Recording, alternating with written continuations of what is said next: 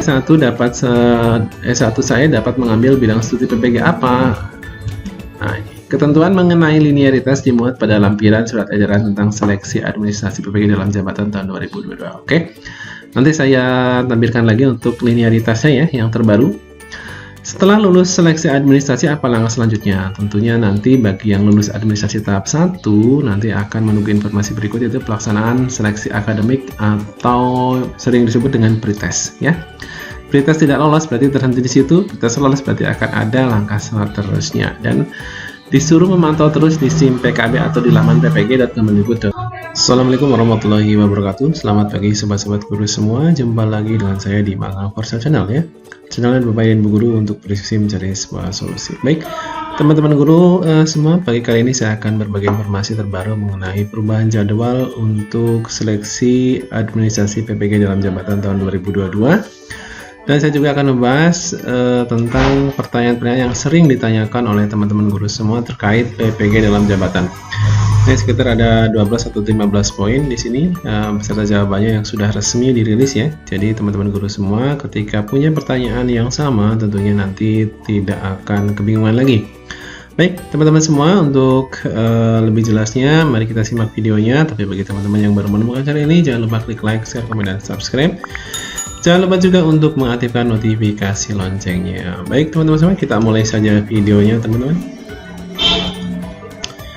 Teman-teman semua, resmi dari Kemendikbudristek ya, bahwasanya untuk perubahan jadwal pendaftaran seleksi administrasi dan tabel linearitas dalam jabatan untuk tahun 2022 ini sudah rilis untuk yang terbaru ya.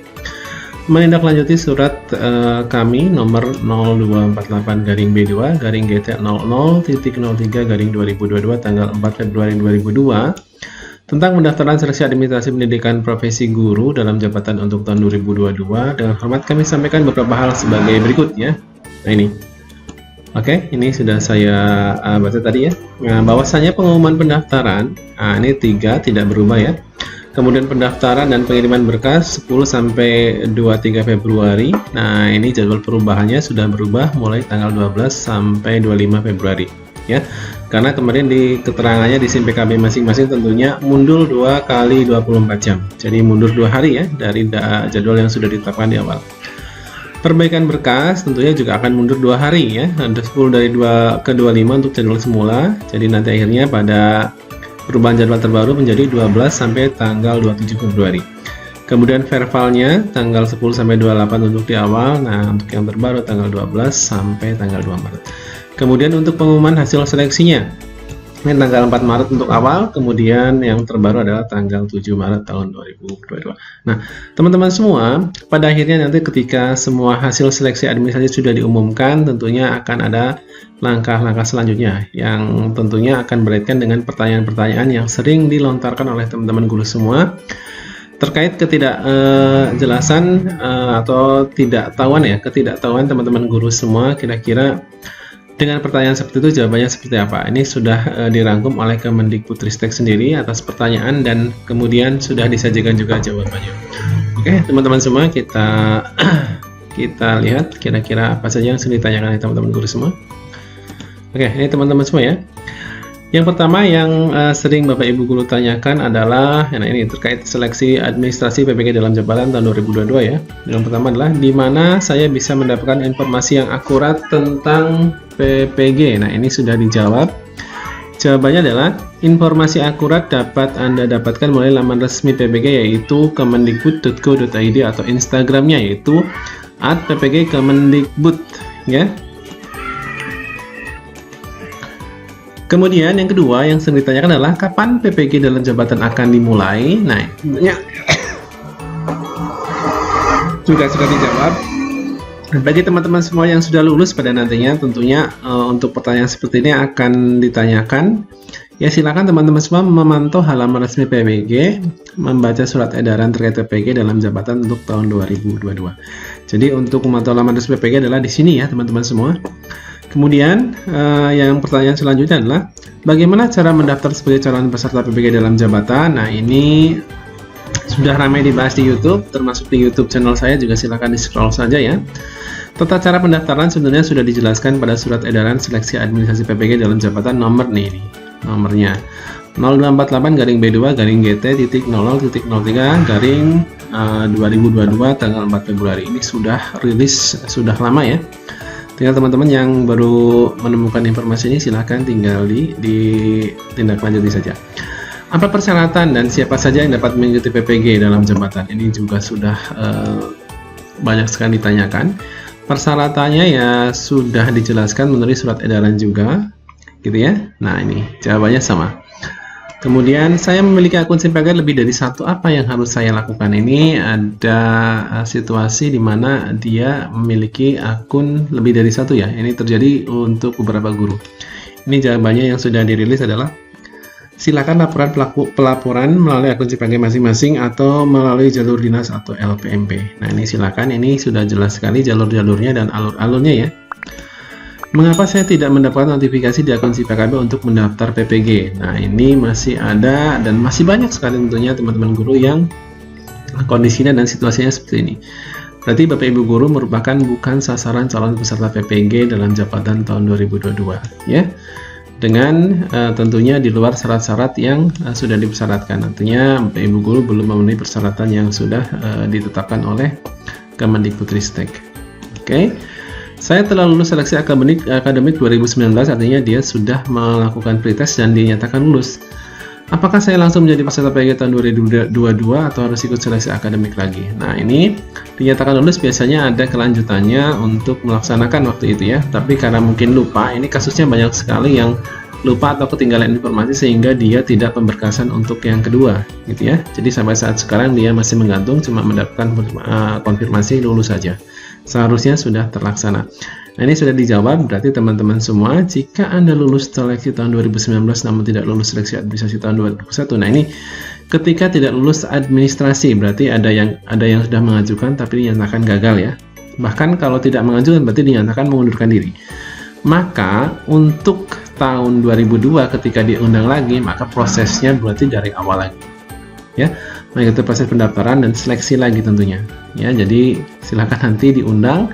Kalau diundang berarti melakukan administrasi, seleksi administrasi tahap awal, kemudian pretest, dan kalau lulus seleksi administrasi tahap yang kedua. Kemudian yang poin selanjutnya, saya telah lulus seleksi akademik dan telah lulus seleksi administrasi tahun 2021. Apakah saya langsung menjadi peserta PPG 2002 atau harus ikut seleksi akademik lagi? Nah ini sudah dijawab juga. Bagi guru yang telah lulus seleksi administrasi tahun 2021 tidak perlu mengikuti seleksi. Nah ini kasusnya berarti sudah di 3 tahap ya. Jadi seleksi tahap 1, kemudian seleksi administrasi tahap 1, kemudian seleksi yang kedua atau akademik gitu ya, atau pretest, kemudian seleksi yang tahap ketiga gitu ya. Jadi silahkan tinggal memantau saja teman-teman semua mulai laman resmi SIMPKB masing-masing. Jadi tentunya Anda sudah langsung ditetapkan sebagai calon mahasiswa ya. Tinggal nanti LPTK-nya yang keluar di mana, tinggal siap-siap untuk lapor diri saja tentunya. Oke, yang selanjutnya, saya sedang mengikuti program guru penggerak. Apakah saya bisa mengikuti PPG dalam jabatan? Nah, ini calon peserta yang sedang mengikuti PPG dapat mengikuti seleksi administrasi PPG tahun 2000. PGB guru penggerak ya, dapat mengikuti. Nah, ini ada dua hal yang berbeda teman-teman, jadi dua-duanya bisa diikutkan secara berbarengan ya. Silakan. Mudah-mudahan teman-teman semua mampu ya. Kemudian, apakah PPG dalam jabatan tahun 2022 juga termasuk untuk guru di bawah naungan Kemenag? Nah, tidak, karena Kemendikbudristek dan Kemenag beda ya Bapak Ibu guru. Jadi guru di bawah naungan Kemenag nanti tentunya PPG-nya diselenggarakan oleh Kemenag, bukan oleh Kemendikbudristek.